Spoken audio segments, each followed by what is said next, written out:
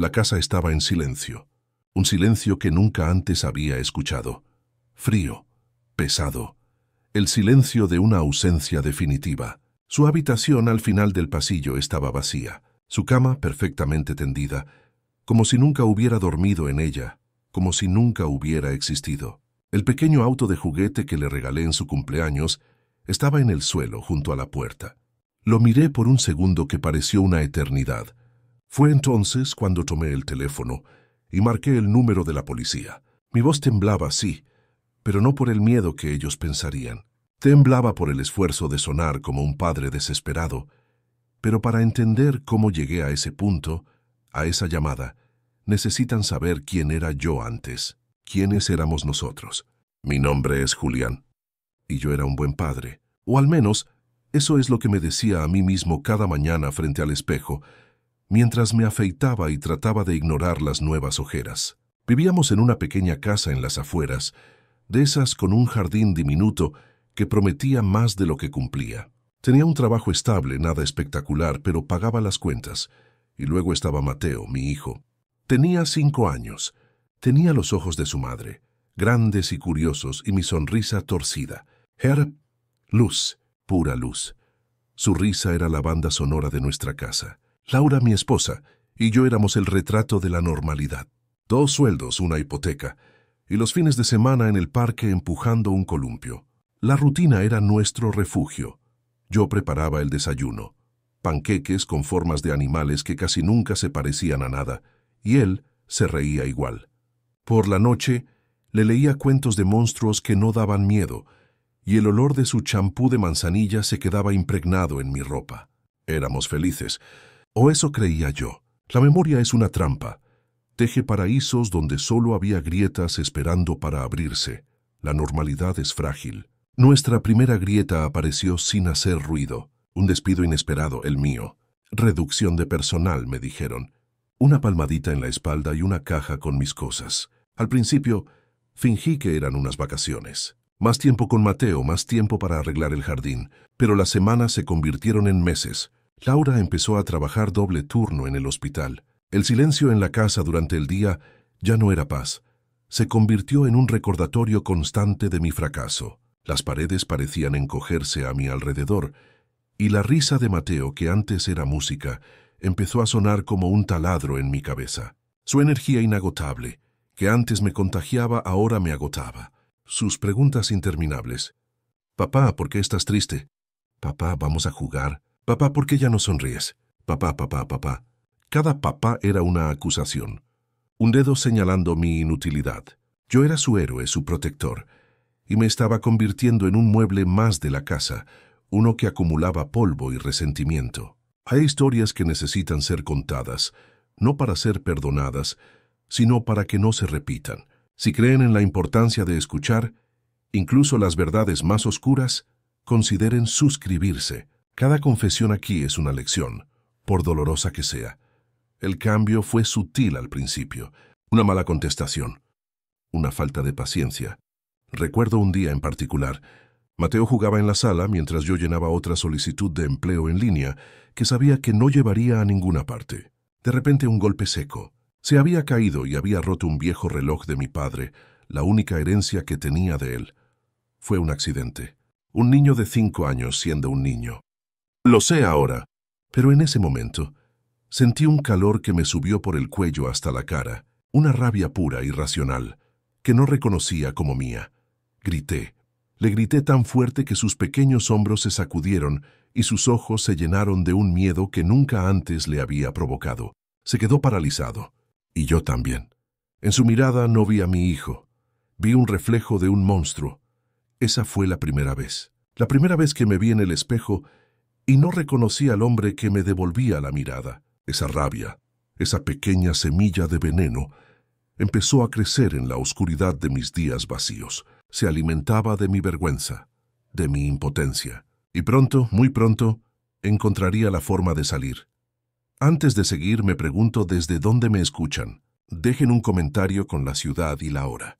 Es extraño, pero en un lugar como este, saber que hay alguien al otro lado me hace sentir un poco menos solo en este silencio, y los gritos no cesaban. No eran gritos de terror ni de dolor, eran gritos de alegría, de pura energía infantil que rebotaba en las paredes de mi cráneo como una pelota de goma en un cuarto vacío. Cada risa, cada «papá, mira», era un clavo más en mi ataúd. La gente ve a un niño de 5 años y ve inocencia, futuro. Yo veía un recordatorio constante de mi fracaso, un ancla que me hundía más y más en un lodo espeso y frío del que no podía escapar. Recuerdo una tarde en particular.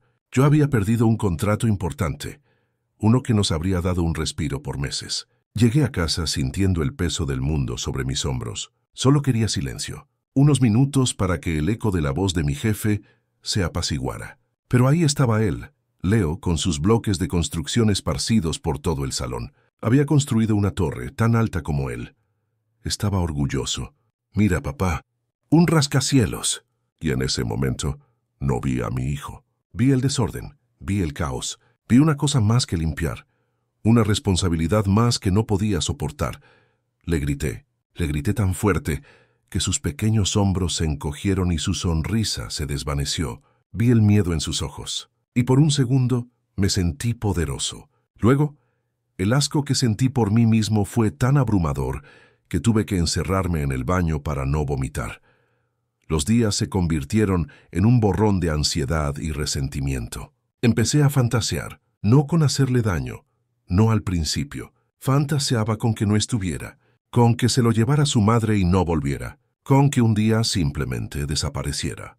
Un accidente, una enfermedad, algo que no fuera mi culpa, un escape limpio. Estas historias que les cuento, las que nadie más se atreve a susurrar, son la razón por la que muchos de ustedes se suscriben a este canal, porque entienden que la mente humana es un lugar mucho más oscuro de lo que admitimos.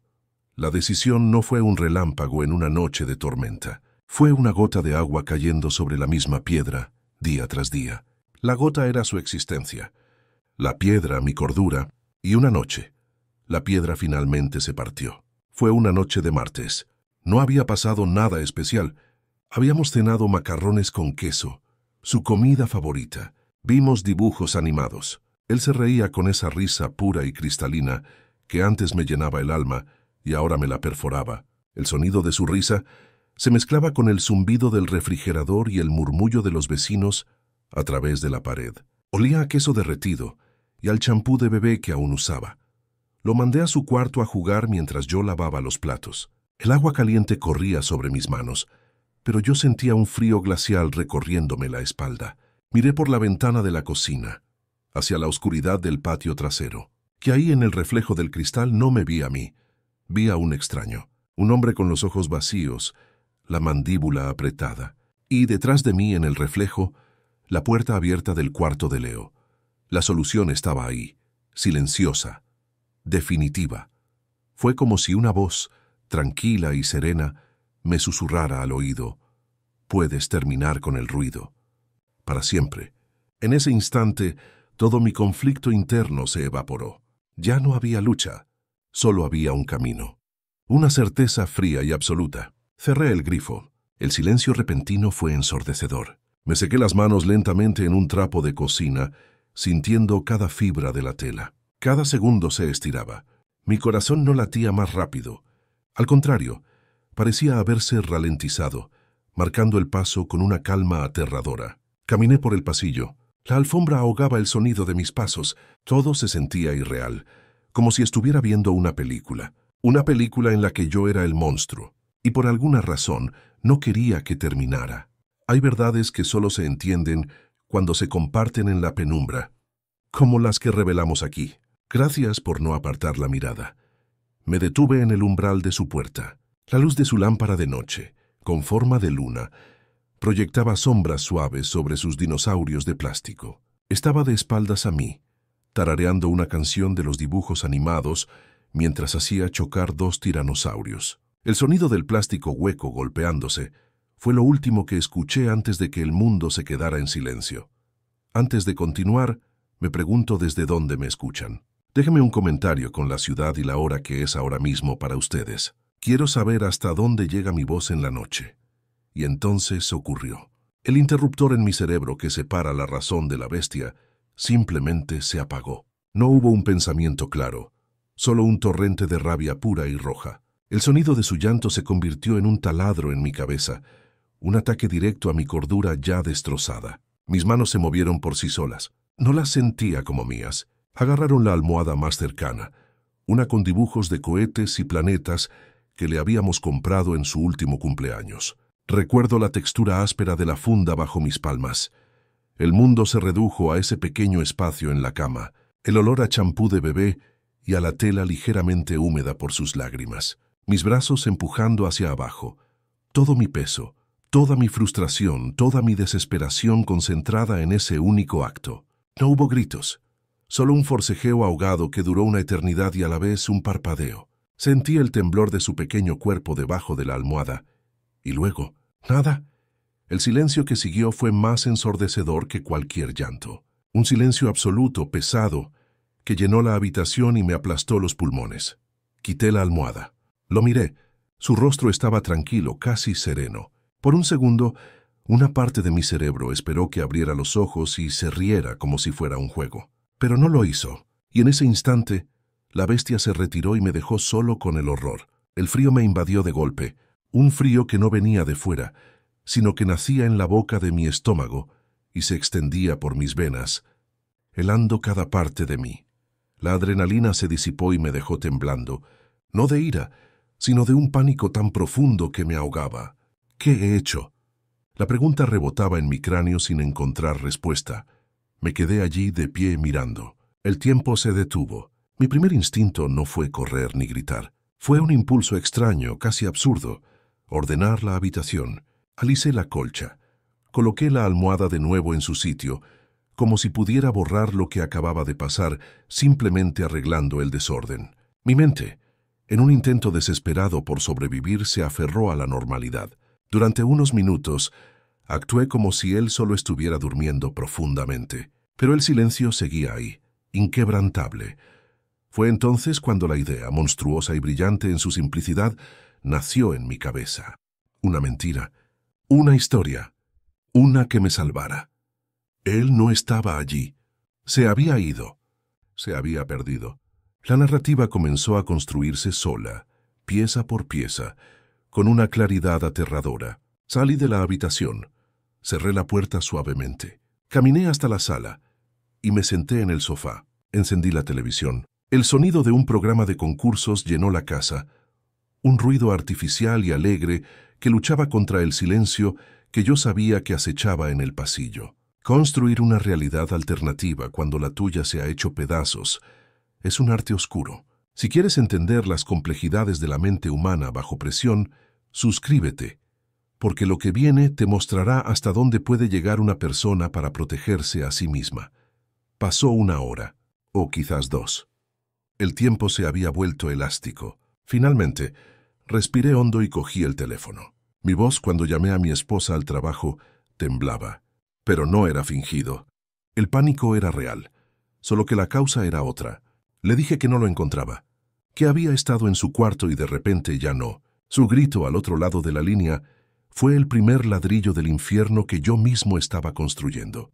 Luego llamé a la policía. Repetí la historia. Mi hijo de 5 años, con su pijama de cohetes, ha desaparecido. Cuando llegaron los primeros agentes, yo ya estaba en mi papel, el padre desesperado. Mis ojos estaban rojos, mi voz rota. Cada pregunta que me hacían era una puñalada, no por la sospecha, sino porque me obligaba a visualizar su rostro, a recordar su risa y a superponerla con la imagen de su quietud. Los vecinos empezaron a salir. Las luces de las patrullas pintaban las paredes de azul y rojo. El barrio, normalmente tan tranquilo, se convirtió en un hervidero de actividad y preocupación. Y yo estaba en el centro, el sol negro alrededor del cual todo giraba, observando cómo mi mentira cobraba vida, creciendo y alimentándose del miedo y la compasión de todos. La maquinaria se había puesto en marcha y yo era su combustible. La noche era larga y apenas comenzaba. Cuéntenme en los comentarios desde qué ciudad y a qué hora están escuchando esta confesión. Los días se convirtieron en una actuación macabra. Cada mañana me unía a los grupos de voluntarios, con el rostro compungido, llamando su nombre hasta que mi garganta dolía. Pero la policía no es tonta. El detective a cargo, un hombre de mirada cansada y penetrante, empezó a notar las grietas en mi historia, pequeños detalles que no cuadraban. La hora en que dije haber ido a la tienda, el tiempo que tardé en volver. Mi error más grande fue mi propio teléfono. Creí ser inteligente al dejarlo en casa durante el incidente, pero olvidé que en mi desesperación por encontrar el lugar perfecto, lo había llevado conmigo días antes, explorando esa misma zona abandonada. Los registros de las torres de telefonía celular me ubicaron allí, en el mismo lugar donde su pequeño cuerpo fue finalmente encontrado por un perro de búsqueda, no donde yo decía haber estado. La segunda pieza fue un hilo, un miserable hilo azul de la manta con la que lo envolví. Lo encontraron en la alfombra del maletero de mi coche durante una inspección de rutina. Cuando me mostraron la fotografía, el hilo ampliado en una pantalla, sentí como el suelo desaparecía bajo mis pies. La investigación se cerró sobre mí como una red de acero. Dejaron de tratarme como a un padre afligido y empezaron a verme como lo que era. El final de mi libertad no fue con sirenas ni gritos. Fue un lunes por la mañana. 2 golpes secos en la puerta. Era el detective, pero esta vez no venía solo y no traía preguntas, traía unas esposas. No dije nada. No me resistí. Mientras me las ponían, vi a través de la ventana a mi vecina mirando, con la mano en la boca. En su rostro no había sorpresa, solo una terrible confirmación. El monstruo que vivía al lado finalmente tenía rostro. La sala de interrogatorios era fría, de un color beige enfermizo. Durante horas negué todo. Lloré, grité, me hice la víctima. Pero entonces pusieron las pruebas sobre la mesa. El mapa con los datos de mi celular. La foto del hilo azul junto a una foto de la manta. La voz del detective era monótona, sin emoción. Sabemos que fuiste tú, Ricardo. Solo queremos saber por qué. Y en ese momento me quebré. No fue un derrumbe dramático. Fue como si una represa que había contenido toda la podredumbre, el miedo y la culpa, simplemente cediera. Confesé. Les conté del grito, del golpe, del pánico. Les dibujé un mapa para que encontraran su cuerpo con la dignidad que yo le había robado. Oculté la verdadera razón, la frustración y el egoísmo. Me pinté como un padre superado por un accidente. Una mentira más en un mar de ellas. El juicio fue un borrón. Rostros anónimos. La voz de mi exesposa rota en el estrado. El fiscal llamándome monstruo, demonio. Una aberración. Mi abogado intentó la defensa del accidente, de la locura temporal, pero las pruebas eran demasiado sólidas. La planificación, la mentira sostenida durante semanas. En la soledad de mi celda preventiva, pensaba en las historias que se cuentan aquí dentro. Cada hombre tiene una. Si te interesan estas crónicas desde el abismo, considera suscribirte, porque a veces entender la oscuridad es la única forma de apreciar la luz.